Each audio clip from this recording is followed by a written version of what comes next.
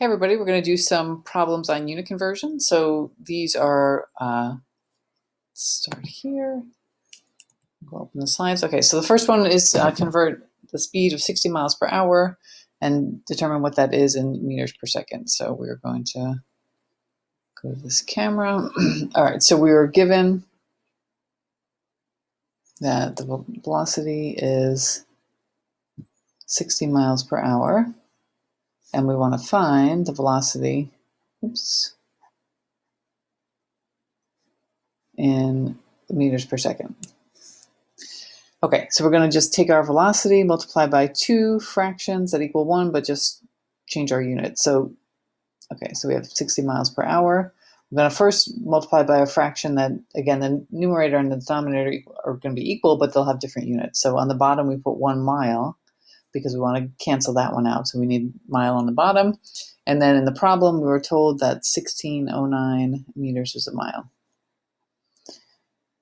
Okay, and then we need to multiply by another fraction. The top and bottom would be the same, but again, the units will be different. So we need to get rid of an hour here, and we want to end up with seconds on the bottom. So we put seconds on the bottom, we put hours on the top, and 1 hour is 3,600 seconds, right? That's just 60 seconds times 60 minutes, so 3,600.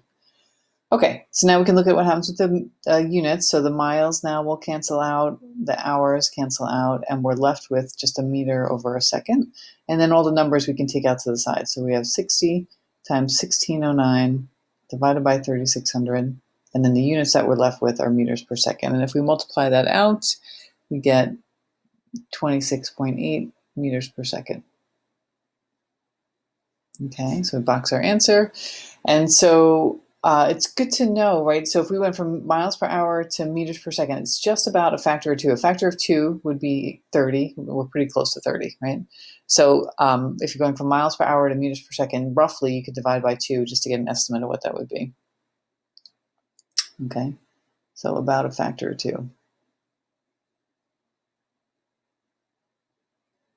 So good to kind of keep in mind. Okay, so then the other question was the density of the sun. So number 2, we're given the density of the sun. So we use this symbol rho. So it's 1,400 kilogram per cubic meter. Okay, write that down. And we need to find the density in grams per cubic centimeter. Okay, so I kind of wrote that down while we were reading through it. So we were given the density is 1,400 kilogram per cubic meter. And we want to convert that to grams per cubic centimeter. Again, this is for the sun.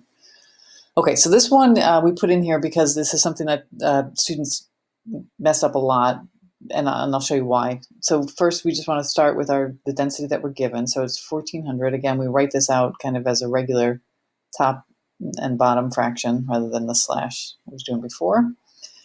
We have 2 units to convert, so we're going to multiply by 2 fractions that are equal to 1, but just change our units. So the first one we'll do is mass. That's a little more straightforward. So we have 1 kilogram.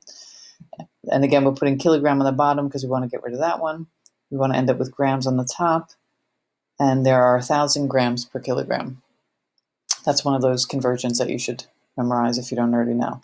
Okay, so the next thing we need to do is get rid of the meters and replace it by centimeters. So meters is on the bottom. We need meters on the top, centimeters on the bottom. And the equivalency is that 1 meter is 100 centimeters. Those are equal. Okay. Now, if we do that, that's only going to take care of one of these meters. And this is what people kind of mess up when they're first doing it. But this is cubed, right? So this is actually saying meters times meters times meters. So I can either write that fraction out 3 times, do it that way, or I can just do the cubed here. And that will be the same thing. Okay. So let's look at our units. So we have a kilogram and a kilogram. We have the meters cubed here with those meters cubed. That would go away. So we're left with our numbers are 1,400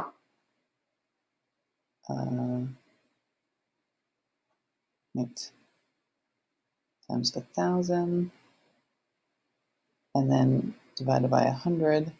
But that 100 is cubed, right? And again, if it makes more sense to you to write it out 3 times, you can do that. I'm trying to focus on it a little bit. It didn't look totally. That's better. Okay. All right. And then the units that we're left with are grams and then centimeters cubed. Okay. So if we do out this math, we actually don't even need to do our calculator. We can just do our powers of 10 here. So if we rewrite this, right, that's 1.4 times 10 to the 3.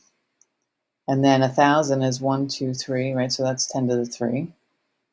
And then on the bottom, we have 100, so that's 10 to the 2 and then cubed.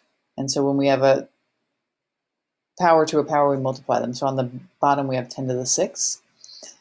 Okay, and now on the top, I'm kind of ignoring the units here for a second. So we get 1.4 times, when we multiply 10 to the 3 times 10 to the 3, we get 10 to the 6. And we're dividing by 10 to the 6. So that leaves us just with 1.4. So our answer is 1.4, no times there, grams per cubic centimeter.